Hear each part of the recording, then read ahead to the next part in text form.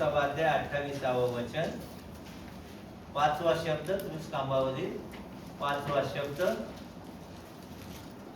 यानंतर आता सर्व पूर्ण झाले आहे हे जाणून येशूने शास्त्रलेख पूर्ण व्हावा म्हणून मला तहान लागली आहे असे म्हटले.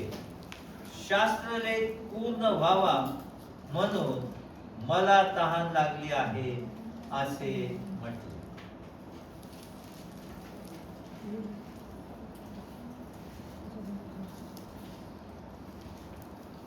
येशूने वधस्तंभावरून उद्गारलेला 5वा शब्द, मला तहान लागली आहे. तत्पूर्वी जसं मी तुम्हाला सांगितलं की काही गोष्टी मला तुम्हाला आज सांगायच्या आहेत. आपण प्रथम फळाबद्दल ऐकलं की ख्रिस्त हा प्रथम फळ आहे. ज्यावेळेस मरिया मगदलिया कबरेकडे गेली आणि ती ख्रिस्ताकडे जाऊन म्हणाली रब्बुनी, आणि त्याला शिव लागली. ख्रिस्त म्हणाला मरिये, मला शिव नकोस. आणि थोमाला तो म्हणतो, थोमा जवळ ये आणि माझ्या कुशीमध्ये हात घालून पहा. मग प्रश्न विचारला जातो की मरियाला म्हणतो मला शिवून, आणि थोमाला म्हणतो मला चापून पहा, असं का? प्रिय बंधू भगिनींनो, ज्यावेळेस कृष्ण उठला होता त्याने मरियेला का स्वतःला शिवायचं नाही याचं उत्तर स्वतःच दिलेलं. मरिये, मला शिवू नको, कारण मी अद्यापी वर पित्याकडे गेलो नाही.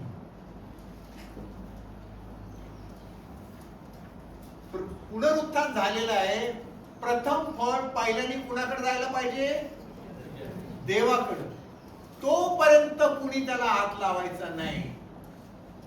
म्हणून तो पहिल्याने पित्याकडे गेला आणि काही क्षणात तो परत आलेला आहे. स्वर्गात त्याचं गौरव झालं, देवदूतांनी जय जयकार केला, आणि मग नंतर इतर स्त्रिया ज्या आहेत लुकाच्या सुवर्णप्रमाणे त्या त्याच्या पाया पडलेल्या, कारण तो स्वर्गातून जाऊन आला होता. तो प्रथम फळ असो. आता 5वा शब्द, मला तहान लागली. पृथ्वीवरील अंधकार दूर झाले, परत एकदा प्रकाश आलेला आहे. येशू मानवी देहामध्ये आहे. तहान लागणं स्वाभाविक आहे, आणि मानवी भावनांना येशू अपवाद नव्हता. त्याला तहान लागली, त्याला थकवा आला, त्याला रागही आला, त्याला भूकही लागली, त्याला आनंदही झाला, तो रडला सुद्धा. म्हणजे मानवी भावनांशी येशू अपरिचित नव्हता. आणि जो म्हणतो की जर कुणी ताणलेला असेल तर त्याने मजकडे यावं, तो स्वतःच आता म्हणतोय की मला तहान लागली आहे. या ठिकाणी एक वैशिष्ट्य आहे की 4था शब्द बोलून झाल्यानंतर मगच येशूला तहान लागली. इतका वेळ तहान नाही लागली, हे लक्षात घेण्यासारखं. म्हणजे पहिले 4 शब्द होईपर्यंत का तहान नाही लागली, याचाच अर्थ ही तहान विशेष प्रकारची आहे. या तहानीमध्ये काहीतरी खास आहे. यशया 53वा अध्याय 11वं वचन, त्याच्या जीवाच्या वेदना सरल्यानंतर तो त्याचे फळ पाहून समाधान पावे. ख्रिस्त मला पाणी द्या असं म्हणाला नाही, मला पाणी द्या असं तो म्हणाला नाही, तर मला तहान लागली एवढंच तो म्हणाला. अरण्यामध्ये 40 दिवस उपवास केला, त्यावेळेस ख्रिस्ताने पाणी प्याला असा उल्लेख कुठेही नाही. 4 शुभवर्तमानामध्ये तो उल्लेख नाहीये. परीक्षा पूर्ण झाल्यानंतरच मग गालिलात तो गेल्यानंतर तो उल्लेख आलेला आहे. आता भूक लागली म्हणून त्याने धोंड्याच्या भाकरी केल्या नाहीत.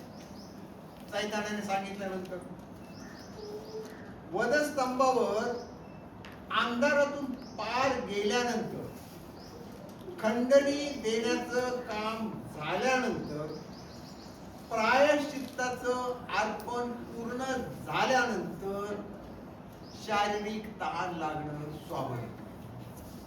हे सगळं सहन केल्यानंतर शोमरोनी स्त्रीला ख्रिस्ताने पाणी मागितलं. पाणी प्याला का? तिने दिलं नाही आणि तो प्याला नाही. जर काळजीपूर्वक वाचलं तर प्रतिनिधिक होत ते. तसंच हे सुद्धा प्रतिनिधिक आहे. आणि तो तिला म्हणाला होता, मी देईन ते पाणी जो कोणी पिईल त्याला तहान लागणार नाही. आमेन. पाण्याचा द्राक्षारस फक्त ख्रिस्तच करू शकतो.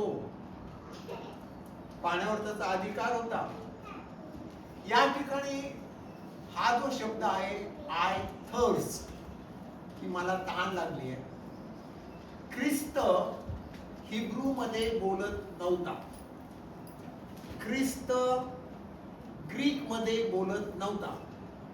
ख्रिस्त लॅटिन मध्ये बोलत नव्हता.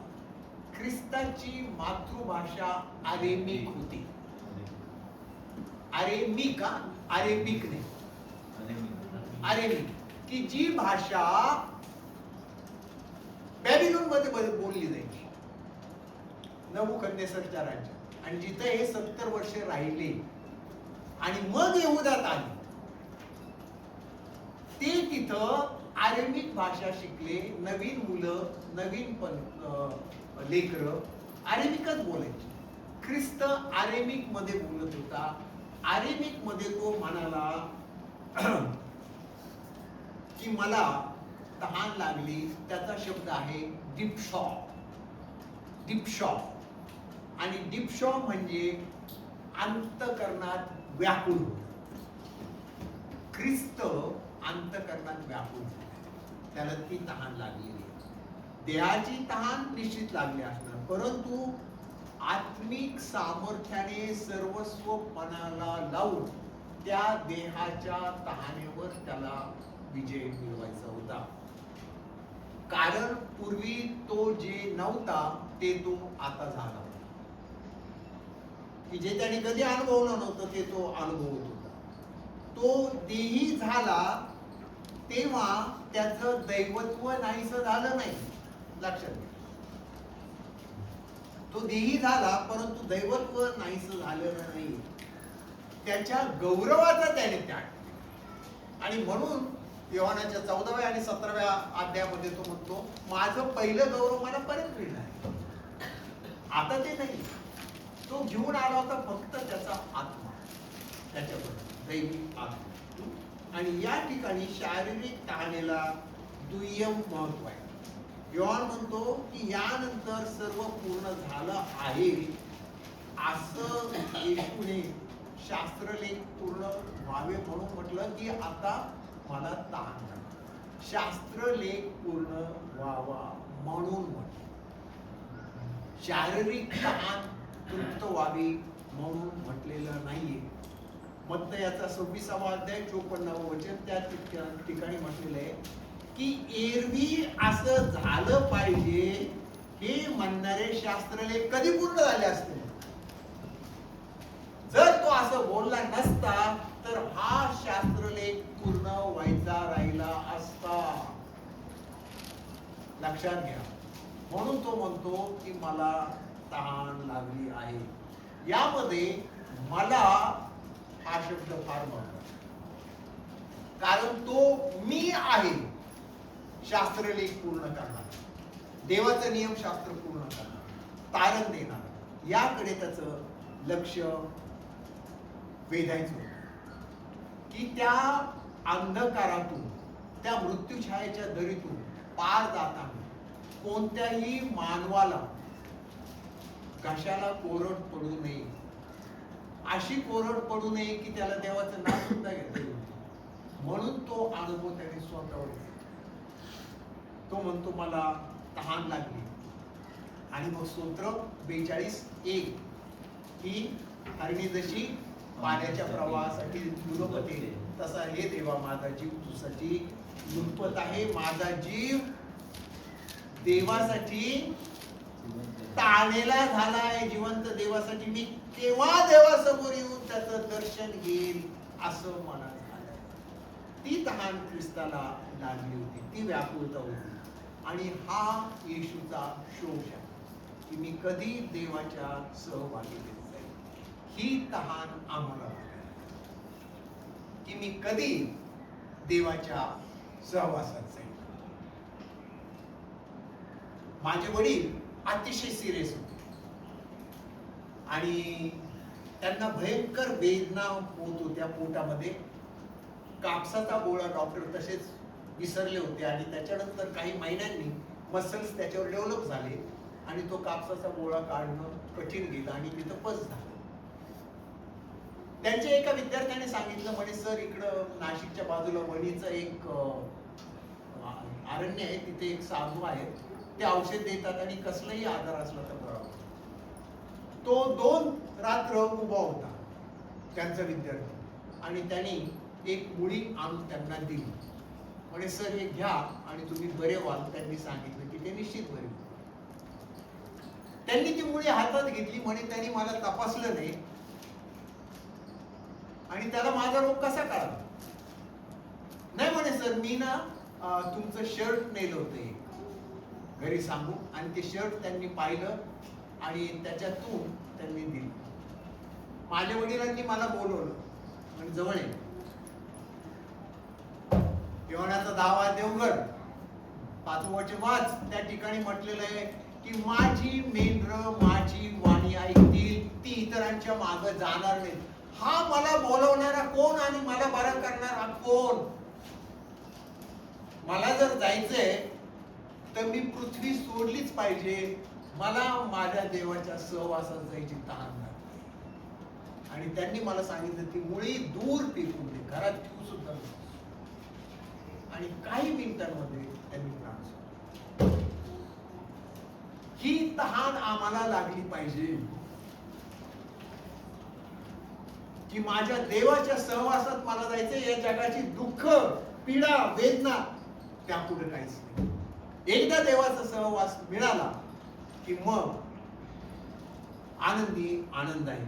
आणि म्हणून पुढे असं म्हटलेलं आहे की योहान 19:29 त्यांनी आंब भरलेला स्पंज एजोप झाडाच्या काठीवर बसवून त्याच्या तोंडाला लावला. त्याच्या तोंडाला लावला आंब भरलेला एजोबाचा स्पंज. प्याला का ख्रिस्त?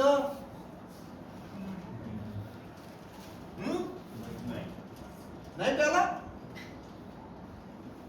एका ठिकाणी म्हटलेलं आहे मग आंब घेऊन झाल्यानंतर तो म्हणाला. चुकीचं ट्रान्सलेशन आहे. कारण मार्काचं शुभवर्तमान जर तुम्ही वाचलं 15वा अध्याय आणि 23वा वचन, मार्क 15वा अध्याय 23वा वचन मोठ्याने वाचा. वहाँ उसे मर्म मिला हुआ दाखरस देने लगे परंतु उसने नहीं लिया. त्यांनी तो घेतला नाही. येशू द्राक्षारस घेऊ शकत नाही. आंब द्राक्षारस घेऊ शकतो. प्रभू वडण्याच्या वेळेस द्राक्षारस होता. आंब मध्ये फरक आहे. आंब म्हणजे आंबवलेलं. या जे आंब होतं त्याला हिब्रू भाषेमध्ये जपे म्हणायचे. जपे. आणि जपे म्हणजे आंबवलेलं, आंबून तयार केलेली एक प्रकारची दारू की ज्याच्यामुळे वेदना कमी व्हायच्या. ख्रिस्ताला वेदना कमी करायच्या नव्हत्या. त्याचा वेदना व्हाव्यात ही देवाची इच्छा होती. विशेष म्हणजे ख्रिस्त हा नाझीर होता. ख्रिस्त हा देवाचा पुत्र होता. हालेलुया. ख्रिस्त हा याजकांचा याजक होता. ख्रिस्त हा देवाकरिता आणि माझ्याकरिता एकमेव याजक आहे. याचकाने आंब घ्यायची नाही. ख्रिस्त आंब घेऊच शकत नाही. आणि जर आम्ही येशूला आणि त्याच्या तहानेला जर त्यजलो तर मग काय होईल माहिती आहे? मग आम्हाला एक तहान लागली. लुकाच्या 16व्या अध्यायामध्ये 24व्या वचनामध्ये सांगितली, तो श्रीमंत मनुष्य म्हणाला, हे बापा अब्राहमा, लाजाराला इकडे पाठवू याकरिता की त्याने आपली कुरुंगणी पाण्यात बुडून माझ्याशी गेली. ही अधोलोकातली तहान. तो श्रीमंत अधोलोक येशूच्या तहानेकडे दुर्लक्ष करू नका. ती तहान आहे देवाच्या उराजवळ टेकून राहणे. ती तहान मला लागली पाहिजे. मग आज मला कशा प्रकारची तहान लागलेली आहे? मी कशा करिता तहानलेला आहे? मला कोणती तहान पूर्ण करायची आहे हे देवाला माहित आहे. आणि म्हणून आम्ही आमची जी थंड व्हावी म्हणून त्या लाजराला नव्हे, तो जिवंत पाणी जो आहे त्या ख्रिस्ताजवळ आम्ही जाऊ. त्याला आम्ही जवळ. लाजराला काय जवळ? की जो म्हणतो जो मजकडे येईल त्याच्यातून जिवंत पाण्याचे झरे वाहतात. त्याच्याजवळ आम्ही असावं. आणि तो म्हणतो, मी देईन ते पाणी जो कोणी पिईल त्याला तहान लागणार नाही. योहान 4:14. प्रगटीकरणाचा 5वा अध्याय नाही 21वा अध्याय. योहानाचा 5वा आहे, प्रगटीकरणाचा 21वा अध्याय. त्या ठिकाणी तो म्हणतो, मी तहानलेल्याला जीवनी झऱ्याचं पाणी फुकट. मग येशूची ही तहान मी भागवू शकतो का? येशूला तहान लागलेली आहे. येशूची तहान भागायला पाहिजे. मी येशूची तहान भागवू शकतो का? या प्रश्नाचं उत्तर द्या. की समजा येशू मला म्हणाला की मला तहान लागली, तर त्याची तहान मी भागवू शकतो का? मत्तयाचा 10वा अध्याय 42वा वचन.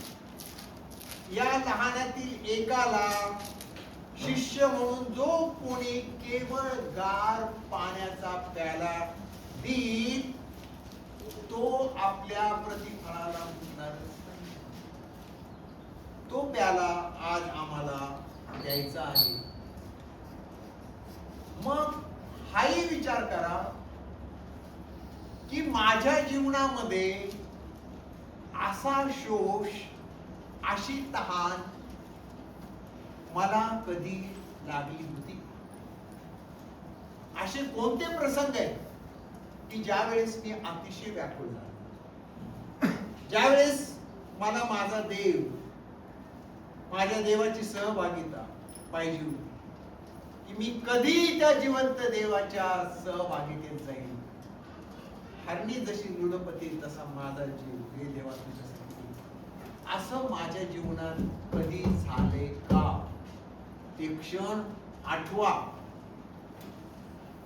आणि ती तहान पूर्ण करण्याकरता देवाला साह्य मान. आता मला सध्या कशाची तहान लागली तेही देवाला सांग. ती तहान योग्य असेल तर देवा ती माझी तहान भागव. देवा ही तहान अयोग्य आहे, ही दूर कर. दोन्ही तहानींसाठी प्रार्थना करा. कारण योहानाच्या 7व्या अध्यायामध्ये 37व्या वचनामध्ये तो म्हणतो, कोणी तहानेला असला तर त्याने माझ्याकडे यावं. जो माझ्यावर विश्वास ठेवतो त्याच्यातून शास्त्रात सांगितल्याप्रमाणे जिवंत पाण्याच्या नद्या वाहतात. मग मी त्या जिवंत पाण्याच्या नदीसाठी तहानेला आहे का? कारण प्रकटीकरणाच्या 7व्या अध्यायामध्ये 17व्या वचनामध्ये म्हटलेलं आहे की त्यांना देवाचा कोकरा जीवनी पाण्याच्या झऱ्याजवळ, त्या जीवनी पाण्याच्या झऱ्याजवळ मला जायचं आहे. फक्त एकच वाक्य बोलायचंय की मला तहान लागली. त्याच्या नावाला मान महिमा आणि गौरव असो. प्रार्थना. पवित्र दैवता, प्रभू तुझ्या वचनातून तू बोलत आहेस. तुझी सहभागिता या ठिकाणी आहे. तुझं पवित्र आत्म्याचं वास्तव या ठिकाणी आहे. देवबापा, आमच्या प्रत्येकाचं अंतःकरण तू जाणतो आहेस. आम्ही किती सत्यतेने हे वचन स्वीकारत आहोत हे तुला माहित आहे. देवबापा, मला तुझ्या सहवासाची तहान लागते. कारण तुझा पुत्र येशू तो कोकरा जीवनी पाण्याच्या झऱ्याजवळ मला नेणार आहे. ती तहान मला लागली. होय, मला तहान लागते. येशू ख्रिस्ताच्या नावाने मागतो म्हणतो आहे.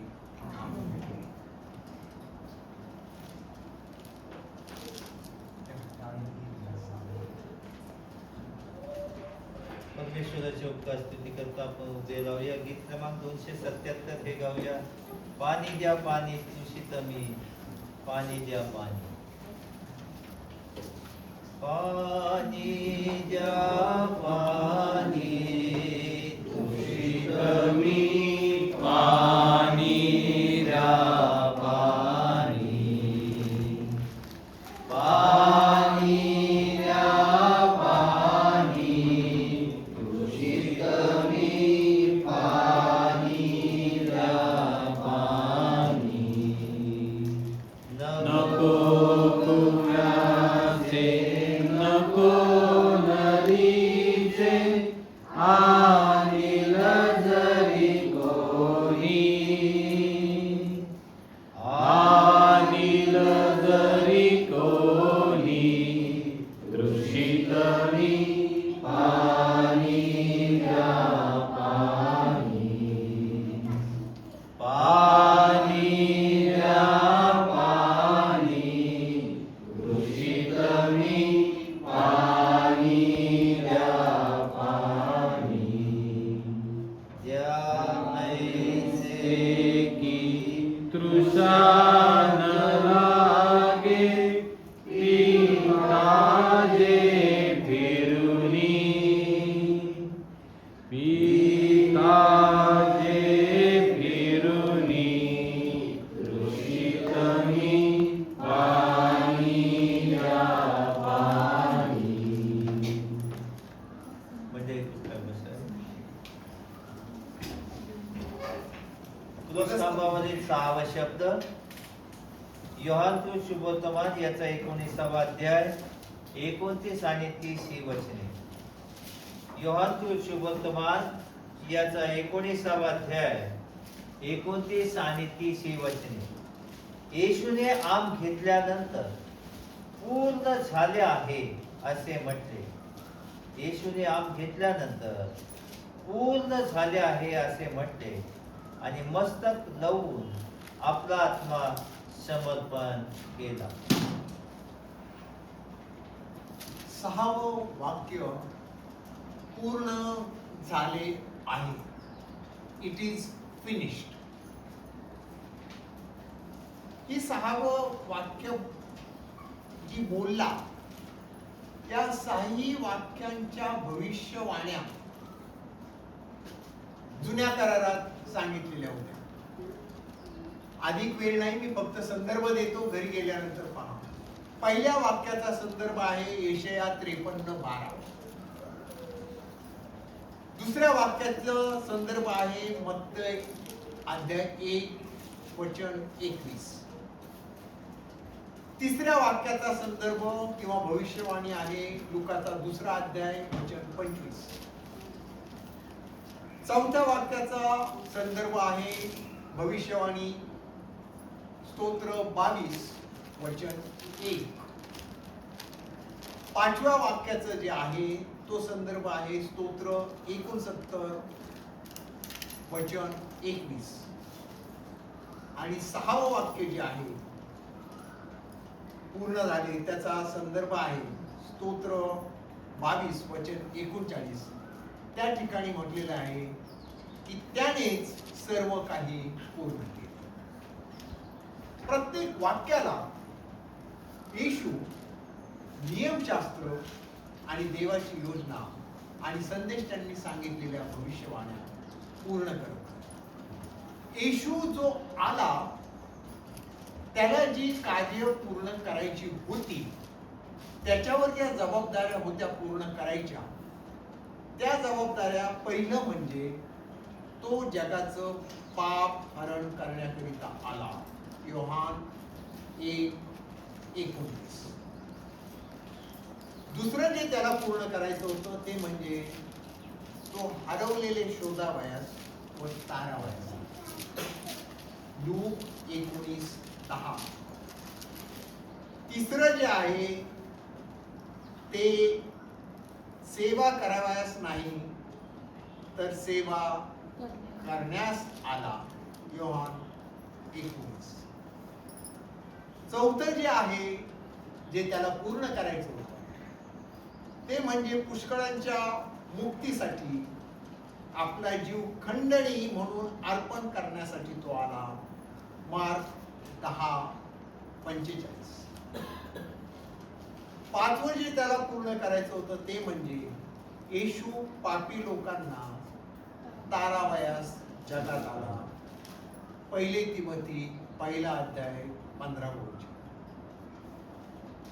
6वी गोष्ट जी येशूला पूर्ण करायची होती ती म्हणजे पापे हरण करण्याकरिता देवाचा पुत्र प्रगट झाला. 1 योहान अध्याय 3 वचन 5. 7वी गोष्ट जी आहे ती म्हणजे मी त्यांना जीवन द्यावयास आणि तेही विपुल प्रमाणात द्यावयास आलो. योहान 10:10. 8वी गोष्ट सैतानाची कृत्य नाहीशी करावी म्हणून देवाचा पुत्र हे त्याला पूर्ण करायचं होतं. लूक 12:39. त्याच्यानंतर 9वी गोष्ट तो पृथ्वीवर आग लावण्यास आला. लूक 12:39. 10वी गोष्ट सत्याविषयी साक्ष देणं त्याला पूर्ण करायचं होतं. योहान 18:37. एवढ्या जबाबदाऱ्या येशूच्या खांद्यावर होत्या. एवढ्या जबाबदाऱ्या त्याला पूर्ण करायच्या होत्या आणि या सगळ्या जबाबदाऱ्या पूर्ण केल्या म्हणून आनंदाने तो म्हणतोय विजयाने की पूर्ण झालं. काही आता करायचं बाकी राहिलेलं नाहीये. जे मी भूतकाळात केलं त्याचे परिणाम वर्तमान काळात दिसत आहेत. गेतशेमाने बागेमध्ये येशू विनंती करत होता की पित्या तुझ्या इच्छेप्रमाणे हो. आता पित्याची इच्छा पूर्ण होण्याचं काही राहिलं. सगळं त्याने पूर्ण केलेलं आहे. योहानाचा 17वा अध्याय 4थं वचन त्या ठिकाणी तो म्हणतो जे काम तू मला दिलं होतंस ते पूर्ण करून मी पृथ्वीवर तुझं गौरव केलं. जे काम तू मला दिलं ते पूर्ण करून मी तुझं गौरव केलं. पूर्ण झाले याला लॅटिन मध्ये जो शब्द आलेला आहे नव्या करारात तो आहे टेटेलेस्टाय. आणि टेटेलेस्टाय हा शब्द जेव्हा अलेक्झांडरचं राज्य होतं जगावर एकूण 4 राज्य झाले. पहिले बॅबिलोन, दुसरं पारसाचं, तिसरं अलेक्झांडरचं आणि चौथं रोमचं. की ज्यांनी पूर्ण जगावर राज्य केलं, 5वं राज्य अजून आलं नाही. अलेक्झांडरच्या राज्यामध्ये टेटेलस्टाय हा शब्द होता की एकाला दिलेली जबाबदारी त्याने पूर्ण केल्यानंतर त्याला राजाला किंवा मालकाला हिशोब द्यावा लागायचा आणि तो म्हणायचा टेटेलस्टाय, मी काही अपूर्ण ठेवलं, हे पूर्ण झालं. आणि विशेष म्हणजे टेटेलस्टाय तुम्हाला तोपर्यंत म्हणता येत नव्हतं जोपर्यंत त्याच्यावर शिक्का मारत नाही. हिशोब देणाऱ्याने ते काम सील करून शिक्का मारून द्यायचं, कारण आता त्याच्यामध्ये कोणी दुसरं घुसणार नाही. हे पूर्ण झालं याची मला पूर्ण खात्री. आणि ते ख्रिस्त म्हणतोय की हे जे प्रत्येकावर मी शिक्का मारलाय, माझं काम पूर्ण झालेलं आहे. आणि माझ्या पापांची खंडणी येशूने विश्वासू सेवक म्हणून सव्याज दिलेली आहे. टेटेलेस्टाय हा शब्द शक्यतो आर्थिक व्यवहारांमध्ये फार वापरला जायचा, की तुला मी पैसे दिले होते, त्याचं पैसे तू देतोस पण त्याचं व्याज सुद्धा द्यायचे तरच ते पूर्ण. ख्रिस्ताने ते व्याज सुद्धा दिले आणि आम्हाला मुक्त केलेले आहे. त्याचं रक्त देऊन आम्हाला निर्दोष केले. आमच्यावर त्याने एकही दोष ठेवला नाही. नियमांची पूर्तता नियमांनीच करत आहे. देवाचा नियम आहे पापाचं वेतन मरण. मरण मी अनुभवतो, त्यांना तारण दे, मरणातून विजयी करणारा तू आहेस. प्रत्येक गोष्ट तो पूर्ण करत आहे. आणि ज्यावेळेस माझा न्याय होईल त्यावेळेस माझ्यावर एकही दोष नसावा. ज्यावेळेस मी देवापुढे उभा राहील त्यावेळेस मला हे शब्द ऐकू येतील, टेटेलस्टाय, पूर्ण निर्दोष आहेस. ही फाईल दिली जाईल, उघडली जाईल. आरोप पान कोर आहे. टेटेलस्टाय जा, निर्दोष आहे.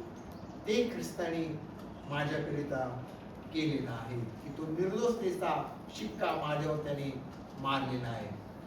त्याच्या विश्वासूपणामुळं माझे सर्व गुन्हे रद्द झाले आणि त्याची साक्ष ही विश्वासाची साक्ष, कारण साक्षीदार कोर्टामध्ये महत्वाचा असतो. या ठिकाणी साक्ष देणारा स्वतः ख्रिस्त आहे. टेटेलस्टाय म्हणणारा स्वतः ख्रिस्त आहे. आणि म्हणून योग म्हणतो की ही माझी त्वचा छिन्न विछिन्न झाली तरी अंती माझा उद्धार माझ्या बाजूला उभा राहील याची मला खात्री आहे. की माझ्या कानावर ते शब्द येतील, टेटेलस्टाय हा निर्दोष आहे. प्रियांनो, माझ्या बहिणींनो, माझ्या भावांनो, या पूर्ण विश्वासाने आज घडले आणि या विश्वासातच झालं की मला ख्रिस्ताने निर्दोष केले. माझ्यावर न्यायाचा प्रसंग येणार नाही, कारण माझी फाईल पूर्ण क्लिअर आहे. आणि जे काही विधींचा दस्तावेज होता, कलेस करासपत्र 2 अध्याय 14 वचन, त्या ठिकाणी संत पाऊल म्हणतो तो विधींचा दस्तावेज त्याने ओढून रद्द केला. सगळे आरोप त्यांनी ओढले माझ्यावर. जसं बँकेत सुद्धा तुम्ही कर्ज घेतल्यानंतर शेरा असतो की हा मनुष्य दिवाळखोर ठरला, ही कंपनी बँकरप्ट झाली. ख्रिस्ताने पूर्ण खंडणी देऊन मला पुनश्च उभं केलं आणि परत माझं जीवन त्याने सुरू केलेलं आहे. माझ्यावर कोणत्याही प्रकारचा क्लेम त्याने ठेवलेला नाही. तो सेवक म्हणून आला आणि देवाच्या स्वरूपाचा असूनही देवाच्या बरोबरीचा असणं हा लाभ त्याने लाभ मानला नाही. तो रिक्त झाला इतका की तो मनुष्य स्वरूपाचा झाला त्याने आज्ञा पालन केलं आणि मरण तेही वधस्तंभावरचं हे त्यांनी सांगितलं आणि हे त्यांनी पूर्ण केलं. म्हणून प्रत्येक जिभेने येशू हा प्रभू आहे हे कबूल करावं आणि तारण साध्य करून घ्यावं.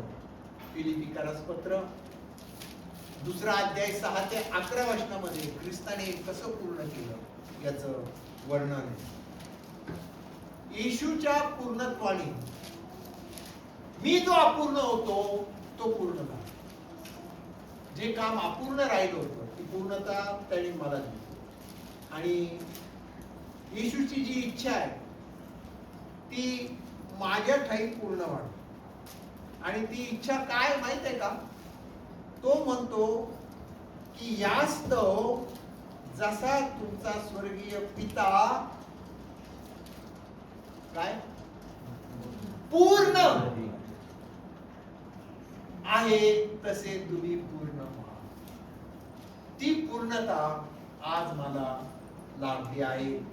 मत्तई 5:48 ती पूर्णता ख्रिस्त मला देत आहे. मग ही पूर्णता मला कधी मिळेल हाही प्रश्न आहे. ही सहजसहजी मिळेल का? कधी मिळेल याचं उत्तर आहे कलेसेकरास पत्र 2 अध्याय 9 वचन. कलेसेकरास पत्र 2 अध्याय 9 वचन मोठ्याने वाचा.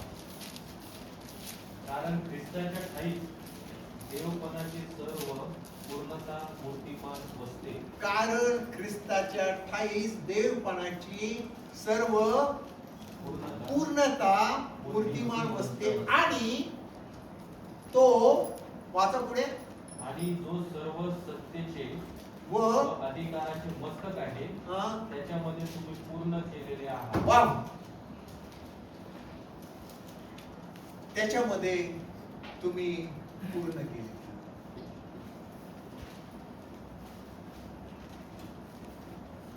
अश्रू येतात डोळ्यात ही वचन जेव्हा वाचतो तेव्हा. कसलं प्रेम आहे. कोण होतो मी, काय होतो, किती पापाने बरबटला होतो, त्याने मला पूर्ण केले. सगळं पापाचा पराभव करून पूर्ण विजय मिळवला. विजय मिळवायचं काही शिल्लक ठेवलंच नाही आणि मोठ्या ओरडून म्हणाला की पूर्ण झालेलं आहे. आणि मग तो म्हणतो, संत पाऊल म्हणतो की जे सुयुद्ध ते मी केले. 2 तिमोथी म्हणायचं 4 अध्यायामध्ये येते 6 का 7 वचन. ते सुयुद्ध ख्रिस्ताने केलेलं आहे. मग मी आता माझ्या जीवनाचं अवलोकन करायला पाहिजे. I must introspect my life. स्वतःच परीक्षण करायला पाहिजे.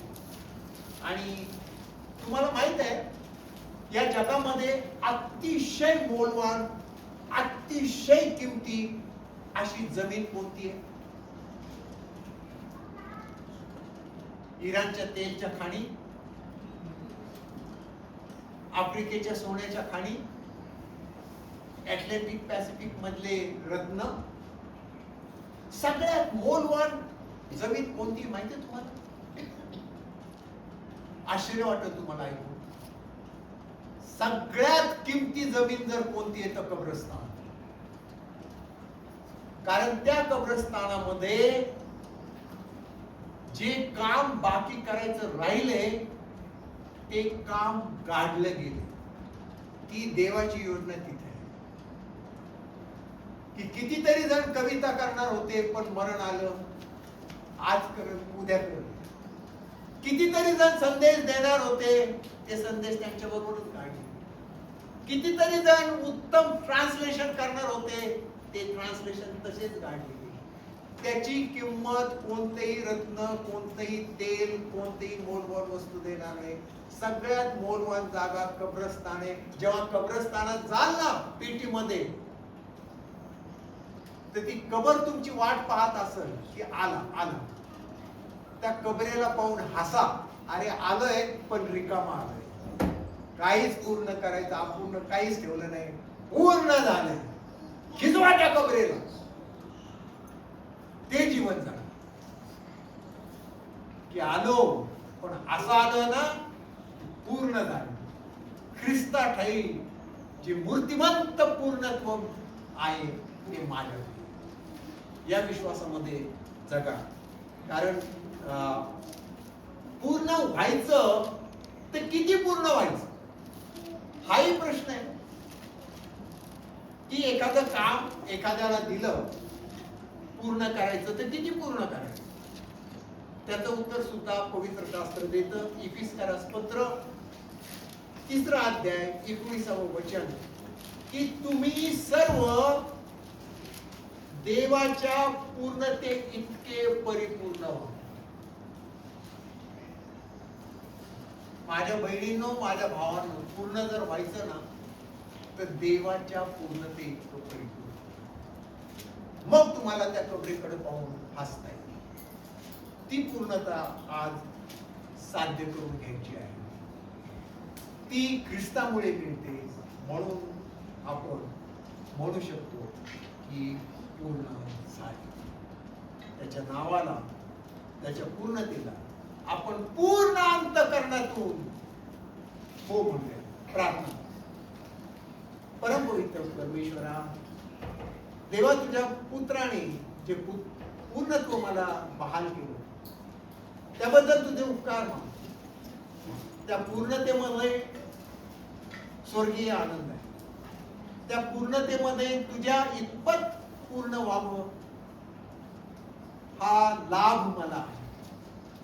त्या लाभाबद्दल, तुझ्या पुत्राबद्दल आणि त्याने पूर्ण केलेल्या सर्व कार्यांबद्दल तुझे उपकार मानतो आणि विश्वासाने म्हणतो की पूर्ण झाले आहे. आणि प्रार्थना तुला त्या येशूच्या नावाने सादर करतो.